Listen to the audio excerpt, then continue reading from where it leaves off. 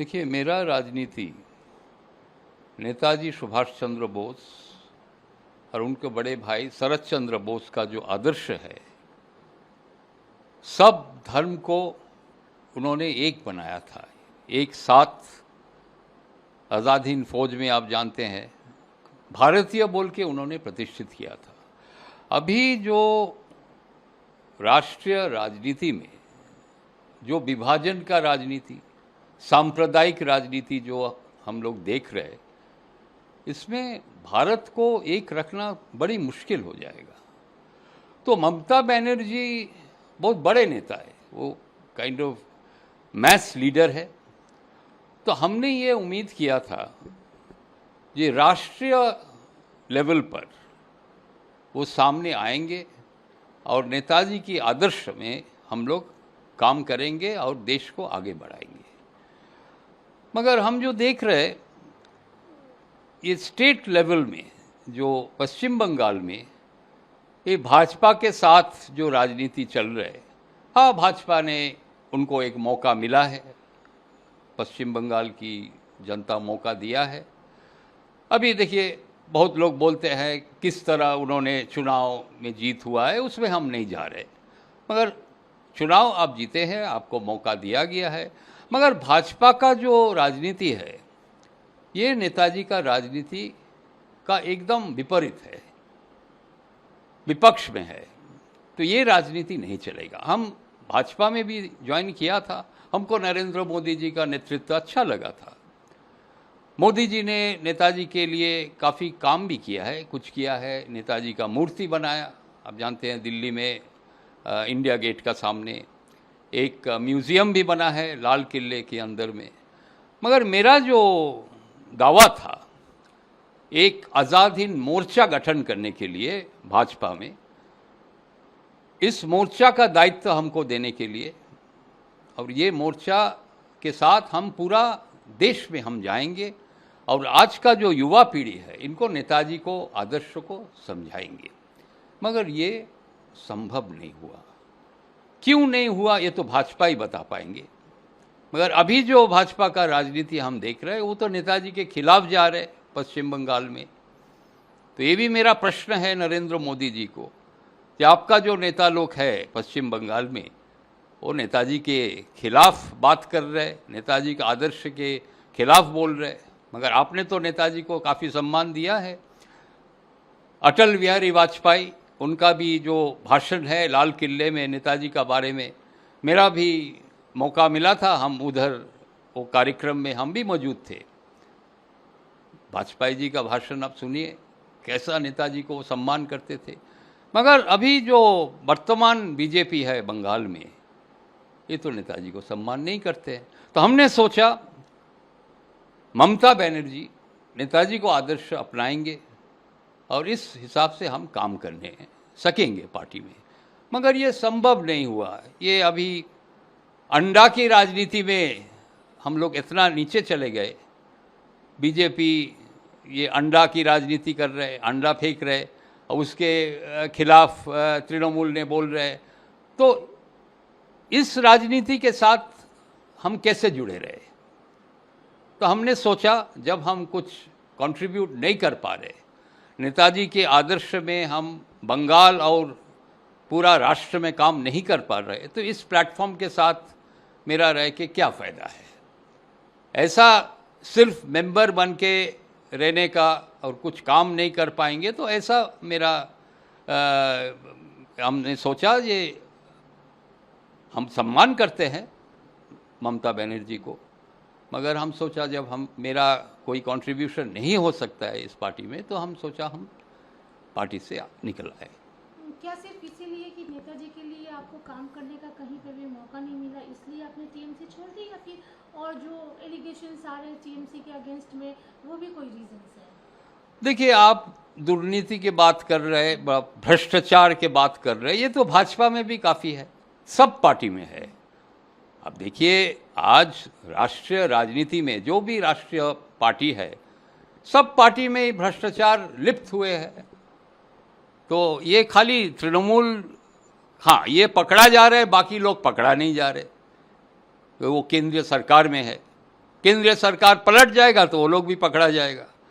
तो भ्रष्टाचार कोई पार्टी सेंट्रिक बात नहीं है, भ्रष्टाचार पॉलिटिशियन सेंट्रिक है। ये जो राजनीतिविद है ये लोग सब पार्टी में है, भ्रष्टाचार करते हैं। अब देखिए ये राम मंदिर लेके क्या हुआ, बहुत बड़ा कांड हुआ है, तो भाजपा इन्वॉल्व है उसमें। तो ये बोलना सही है। देखिए करप्शन अभी is a way of life in politics. आज मेरा राजनीति अलग हो सकता है, मगर अभी जो वर्तमान राजनीति है, भ्रष्टाचार is a non issue, corruption is a non issue. हाँ, अब विपक्ष के नेता को आप पकड़ते हैं, फिर उसको पकड़ के आप फिर आपके पार्टी में भी ले लेते हैं, तो वो तब भ्रष्टाचार मुक्त हो जाते हैं।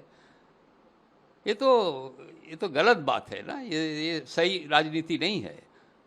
तो corruption is not an issue. हमको जो लगते हैं जो आदर्श में बहुत समस्या दिखाई दे रहे, तो हमने जो सोचा है, अभी मेरा जो उम्र हो गया, एक नया पार्टी गठन करना मुश्किल है, मगर कुछ youth, Netaji was a youth leader, वो युवा नेता थे, तो कुछ यूथ हमको अप्रोच किया है, ये देखिए आइए नेताजी को आदर्श के ऊपर हम लोग एक राष्ट्रीय पार्टी गठन करेंगे, आप इनके साथ आइए। तो हम बोला देखिए पार्टी आपका है, मेरा अभी उम्र नहीं है पार्टी गठन करके, 5 से 10 साल लगेगा एक पार्टी को गठन करना, फिर चुनाव लड़ना। आपने गठन कीजिए, हम आपको आदेश जरूर करेंगे, एडवाइज़र जरूर बनेंगे। तो अभी ये बहुत अर्ली स्टेज है, अभी बोलना सही नहीं रहेगा, मगर ये अभी चालू हो गया ये प्रोसेस। आज़ाद हिंद पार्टी नेताजी की आदर्श के ऊपर ये बनेगा, और ये पार्टी यूथ का रहेगा, ये यूथ पार्टी, यूथ भी इसको नेतृत्व देगा, पूरा राष्ट्रीय दल बनेगा ये। और एक विपरीत जो नेताजी को खिलाफ जो राजनीति चल रहे, विभाजन का राजनीति, सांप्रदायिक राजनीति, इसके खिलाफ एक नैरेटिव आज़ाद हिंद पार्टी देश के सामने रखेगा, देश को रक्षा करने का एक कोशिश में हम लोग जारी रहेंगे। जैसा कि आपने बताया कि एक न्यू पार्टी फॉर्म होने की प्रोसेस में आ गई है आज़ाद हिंद पार्टी, जिसमें आप एडवाइज़र बनना चाहते हैं, क्योंकि आप अभी उसको फॉर्म नहीं कर सकते। कहाँ की पार्टी है ये, कहाँ से शुरू होगी, बंगाल, सेंट्रल, इसके बारे में कुछ बताइए। देखिए ये राष्ट्रीय दल बनेगा, नेशनल पार्टी बनेगा। इनका कहाँ है? हाँ, इनका जन्म होगा, नेताजी का जन्म जहाँ हुआ था, Netaji is birth place, Cuttack से ये शुरू होगा, और तारीख हम आपको बताएंगे जब तय हो जाएंगे। तो ये the party will be born from Netaji is birth place, Cuttack, Orissa. कितने दिन में एक फॉर्म पार्टी हमें देखने को मिलेगी? बहुत जल्दी, बहुत जल्दी, क्योंकि हम लोग का समय बहुत कम है।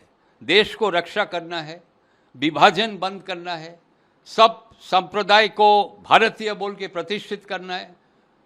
देखिए बंटवारा हुआ था 1947 में, बंटवारा हो गया, पाकिस्तान बन गया, बंगाल की विभाजन हो गया, फिर से विभाजन बंटवारा हो जाने का है। आप वो एक राष्ट्रीय पार्टी जो सबको, अभी क्या है डिवाइड एंड रूल जो पॉलिसी ब्रिटिश का था, ब्रिटिश को हम लोग तो मार के भगाया।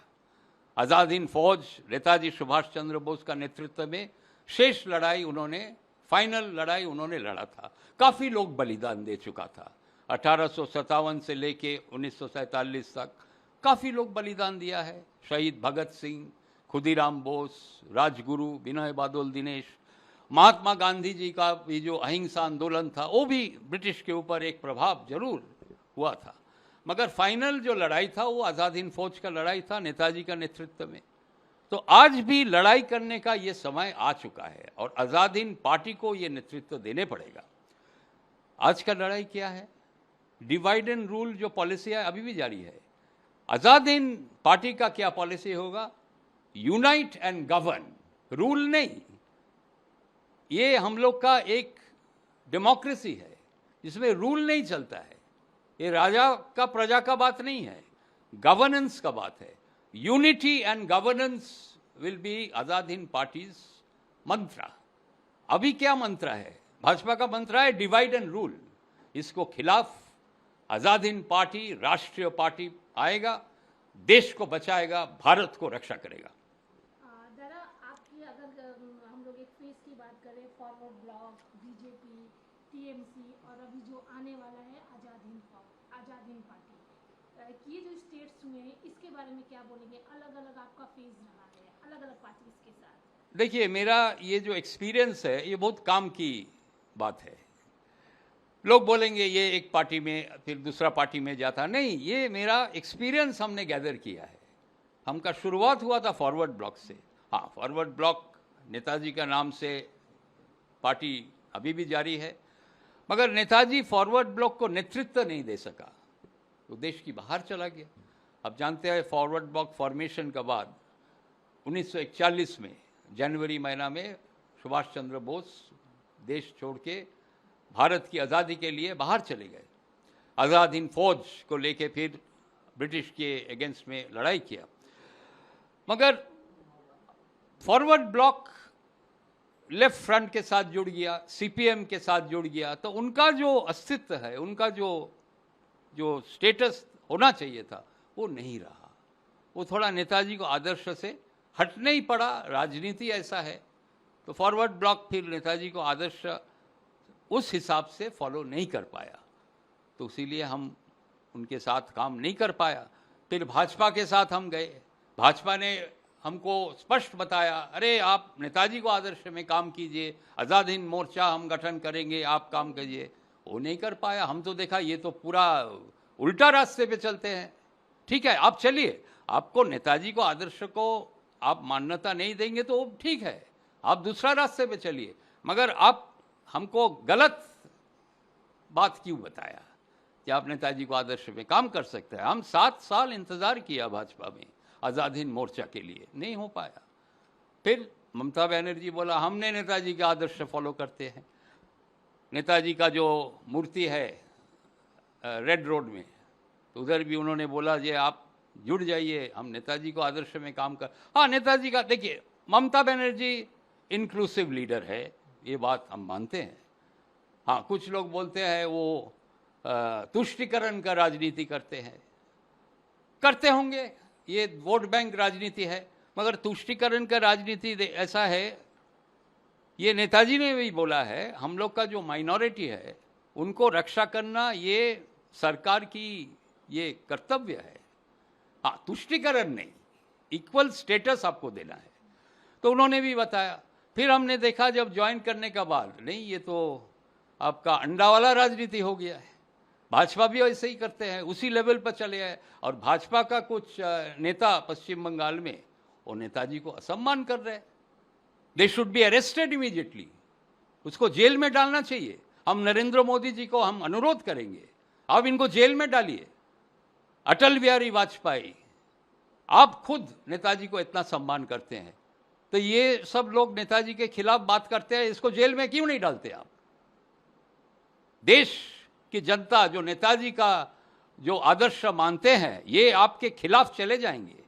ये बहुत बड़ा बड़ा वोट बैंक है, इसको कोई एक्टिवेट नहीं किया है। आप कुछ एक्टिवेट आप किया था 2019 में, इसीलिए आपको 18 सीट मिला था आपका लोकसभा में।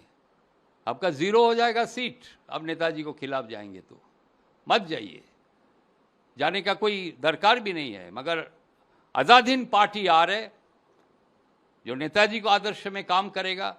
जो भी पार्टी विभाजन का राजनीति करते हैं, धर्म को लेकर राजनीति करते हैं, सांप्रदायिक राजनीति करते हैं, इसके खिलाफ लड़ाई करने के लिए युवा, आज का युवा पीढ़ी शामिल हो जाएंगे इस पार्टी में और देश को आगे ले जाएंगे।